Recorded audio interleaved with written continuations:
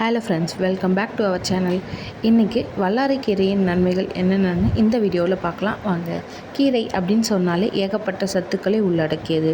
அதிலும் இந்த வல்லாரைக்கீரையை பற்றி சொல்லவே தேவையில்லை. ஊட்டச்சத்துக்களை நிரப்பி வைத்திருக்கும் அற்புத கீரையாகும்.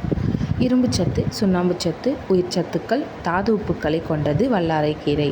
மூளையின் சிறப்பான செயல்பாட்டிற்கும் ஊட்டத்துக்கும் உதவுவது இந்த கீரை.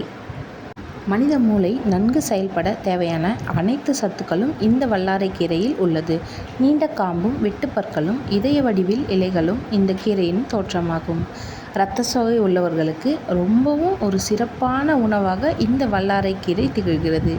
மனசோர்வை தீர்க்கிறது, இரத்தத்தையும் சுத்திகரிக்கிறது, சருமத்துக்கு ஆரோக்கியத்தை பொலிவையும் தரக்கூடியது. உடலில் நமிச்சல், எரிச்சல், புண்கள் போன்றவற்றை குணப்படுத்தக்கூடியது இந்த கீரை. பற்கள் சம்பந்தமான நோய்களை தீர்த்து பல் ஈறுகளுக்கு வலு தரக்கூடியது இந்த வல்லாரைக்கீரை. இந்த வல்லாரைக்கீரை பவுடரில் நாம் பல் துலக்கினால் பற்களின் கரைகள் நீங்கும். இந்த பொடியை நாம் வீட்டிலேயே தயார் செய்து கொள்ளலாம். இந்த கீரையை நிழலில் உலர்த்தி அதையே பொடியாக்கி வைத்து கொண்டால் பல பிரச்சனைகளுக்கு தீர்வு கிடைக்கும்.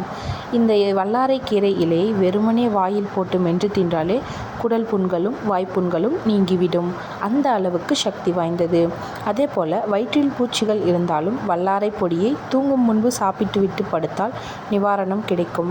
உடல் எரிச்சலையும் தணிக்கக்கூடியது இந்த வல்லாரைக்கீரை. நாம் தொடர்ந்து வல்லாரைக்கீரை சாப்பிட்டு வந்தால் மாலைக்கண் நோய் பிரச்சனையை எட்டி கூட பார்க்காது. கண் பார்வை திறனும் கூர்மைப்படும். யானைக்கால் நோய் உள்ளவர்களுக்கும் கால் நரம்புகளை பாதிக்கும் பிரச்சனை உள்ளவர்களுக்கும் சிறந்த தேர்வு வல்லாரைக்கீரையே தான். பிரசவம் முடிந்த பெண்களுக்கு இந்த கீரையின் சாற்றை தந்தால் பலவீனமான உடலும் பலம் பெற்றுவிடும். இந்த வல்லாரைக்கீரையை பல வகைகளில் நாம் உணவாக பயன்படுத்தலாம்.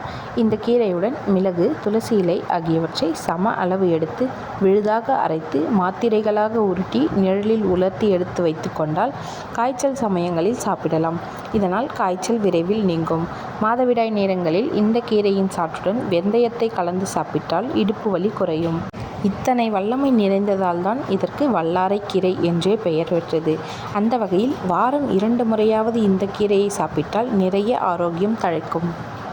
இன்னும் இதுபோல் நிறைய மருத்துவ குணங்களை தெரிஞ்சுக்கிறதுக்காக நம்மளோட சேனலை மறக்காமல் சப்ஸ்கிரைப் பண்ணிக்கோங்க.